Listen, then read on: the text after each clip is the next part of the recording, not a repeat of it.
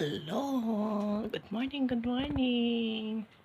Hello po, shout out po sa mga taga-Pilipinas, at saka yung mga kaibigan ko dyan sa Pilipinas. Kumusta po kayo dyan? Ito na naman, bagong ligo, bago magbaba sa first floor, mag-ano muna naman sa sarili. Then,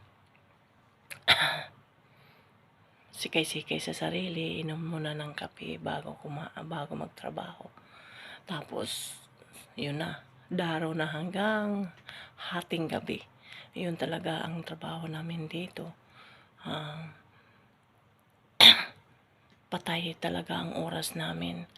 Ang katawan namin dito, hindi naman masyado sometimes din, wala kaming trabaho, pero pag may trabaho talaga, sobra talaga. Pero yung tulog talaga namin, ganun din. Tapos ang trabaho namin, alas 12:30 or alas 12, ganun.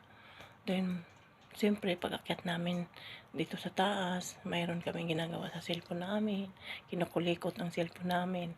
Yun, hanggang hindi na lang makatulog. Yan talaga ang buhay OFW.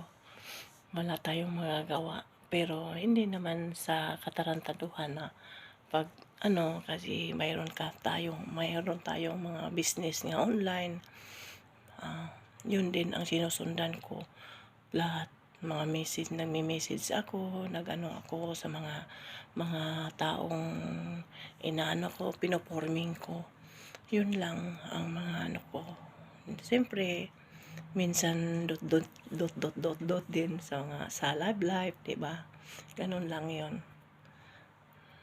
Salamat po. Paki-subscribe po sa akong YouTube and likes. Salamat po mga kaibigan. Thank you. Bye.